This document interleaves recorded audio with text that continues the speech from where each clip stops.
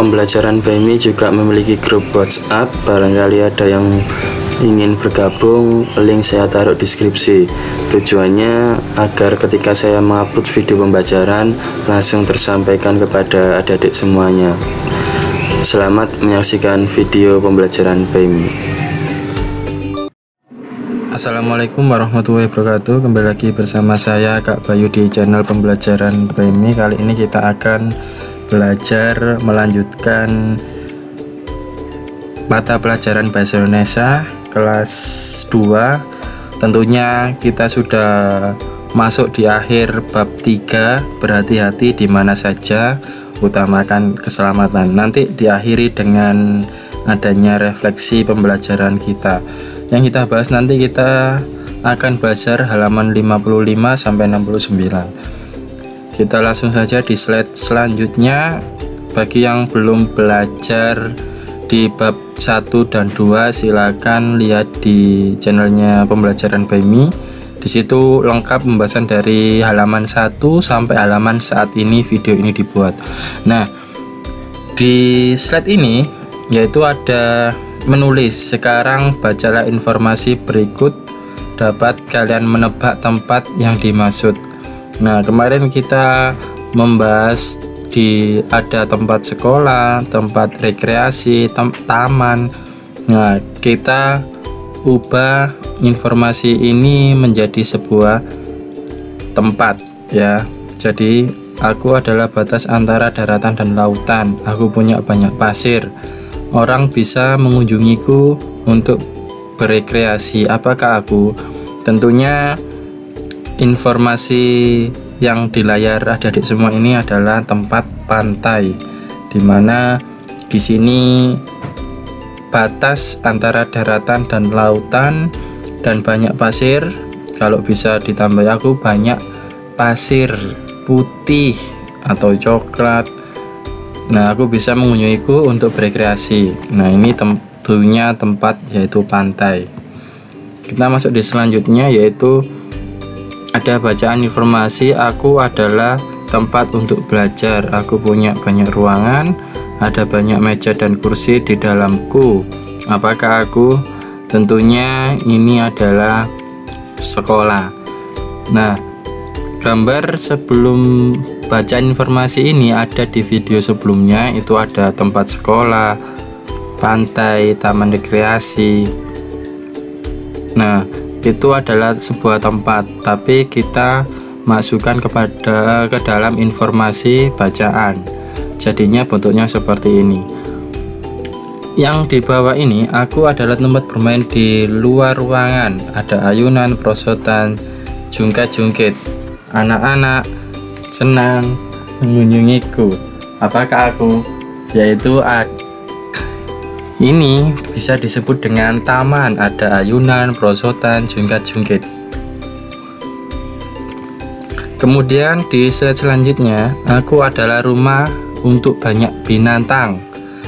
Para binatang dipelihara dengan baik. Orang yang mengunjungiku harus membeli tiket masuk. Apakah aku? Ini adalah kebun binatang ya, karena di situ banyak rumah binatang dan dipelihara dengan baik. Setiap orang ketika ingin masuk di kebun binatang harus membeli tiket terlebih dahulu. Nah, ini adalah tempat rumah hewan atau kebun binatang. Dalam kegiatan ini kalian belajar menyimpulkan nama tempat berdasarkan informasi. Jadi di slide 1, 2, 3 ini, anak-anak dalam kegiatan ini kalian belajar untuk menyimpulkan nama tempat berdasarkan informasi. Bisa dipahami ya, mudah sekali. Kita belajar bersama. Nanti yang tidak paham silakan komen di komentar, karena komentar di pembelajaran BMI selalu Pak Bayu buka agar guna pengembangan channel ini. Terus jika ada yang tanya, terus ada yang menjawab juga. Selain misalnya Pak Bayu sedang repot, tidak sempat membalas komentar kalian, mungkin yang lain ada yang bisa menjawab, langsung dijawab. Gunakan channel ini selalu bermanfaat dalam kegiatan belajar adik-adik dimanapun berada. Nah, mengamati sekarang. Amatilah gambar-gambar berikut. Tahukah kalian apa artinya macam-macam tanda di tempat umum? Nah, di ini di layar adik-adik semuanya, nanti apa itu tanda merah seperti ini ya, nanti kita akan membahas. Nah, ada segitiga. Nah, kita diskusi terlebih dahulu.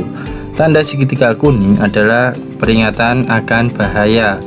Tanda tersebut mengingatkan agar kita berhati-hati. Tanda lingkaran merah yang dicoret adalah larangan. Tanda tersebut melarang kita melakukan sesuatu. Berdiskusilah dengan 3 teman kalian, mana rambu yang menunjukkan tanda bahaya, mana rambu yang menunjukkan larangan, di mana kalian bisa menemukan tanda tersebut. Nah, nanti ketika sudah selesai menjawab semuanya, laporkan diskusinya kepada Bapak Ibu guru. Oke, kita ulangi. Macam-macam tanda di tempat umum. Yang pertama, ini dilarang mendorong, ini dilarang membuka pintu, dan ini dilarang memberi makan ya. Paham ya? Ini dilarang mendorong, ini dilarang membuka pintu, ini dilarang memberi makan kepada hewan. Biasanya ini ada di tempat umum. Jadi kalau ada tanda lingkaran merah di silang, itu berarti tanda larangan. Kalau tanda segitiga itu bisa diartikan dengan hati-hati. Nah, kalau stop kontak ini itu dilarang bermain stop kontak. Kalau ini hati-hati lantai licin, ini hati-hati mudah panas ya, benda mudah panas atau mudah terbakar juga bisa. Nah, ini itu hati-hati melangkah. Kalau ini hati-hati ombaknya tinggi. Kalau gambar terakhir ini hati-hati ada ayunan. Oke, bisa dicatat kata-kata dari Pak Bayu agar mudah dalam mengerjakan apa arti sebuah gambar larangan dan apa arti segitiga dengan gambar masing-masing gambar. Nah, tadi kan sudah berdiskusi. Kalau sudah berdiskusi, silakan laporkan diskusinya kepada Bapak Ibu guru kalian. Biasanya tanda segitiga kuning, tanda lingkaran merah itu bisa dijumpai dan sering ditemukan di tempat umum. Kemudian kita bahas bahasa. Adi tiba di sekolah. Kata di berfungsi sebagai kata depan. Kata di diikuti oleh kata tempat. Kata di ditulis terpisah dari kata yang mengikutinya. Contohnya di sekolah, di rumah, di tempat ngaji. Nah, itu kata di terpisah dari kata yang mengikutinya. Kemudian yang kedua, catatan ini dibuat oleh Adi. Kata di adalah awalan. Kata di diikuti oleh kata kerja. Kata di ditulis digabung dengan kata yang mengikutinya. Jadi ini contohnya dibuat. Oke, paham ya? Jika kalian sudah paham tentang kata-kata tadi, kemudian kita memasuki di slide selanjutnya. Pernahkah kalian berada di rumah sendirian? Jika pernah, apa kalian merasa takut? Beberapa ruangan di dalam rumah bisa saja berbahaya. Kalian harus lebih berhati-hati ketika berada di sana. Sebutkan ruangan apa saja benda yang berbahaya di dalam rumah. Nah, ini menceritakan seorang anak yang ditinggal orang tuanya pergi, sehingga anak tersebut sendirian di rumah. Kalau kalian, apakah pernah di rumah? Jika pernah, apakah kalian merasa takut atau tidak? Nah, menurut kalian apa saja ruangan di dalam rumah bisa saja berbahaya? Nah, beberapa ruangan di dalam rumah bisa saja berbahaya. Kalian harus lebih berhati-hati ketika berada di sana. Sebutkan ruangan apa itu? Yang paling bahaya menurut Pak Bayu yaitu di dapur, karena di situ ada pisau, ada kompor, yaitu mudah ketika dinyalakan bisa, kalau tidak hati-hati bisa membuat kebakaran rumah. Atau ketika di situ ada pisau, tidak sengaja bermain pisaunya jatuh juga sangat bahaya. Nah, setelah itu di ruangan-ruangan ada stop kontak, itu juga bahaya jika menyolokkan televisi atau radio atau musik yang menggunakan listrik, itu juga sangat bahaya.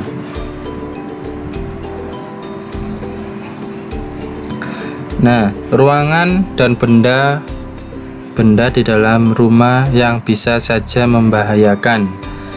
Nah, di sini ada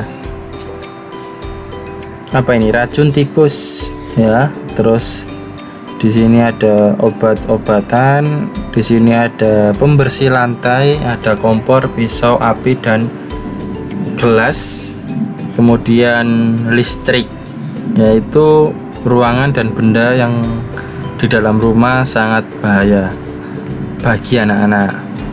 Maka sebelum kita ditinggal pergi orang tua, hendaknya dicek terlebih dahulu agar tidak membahayakan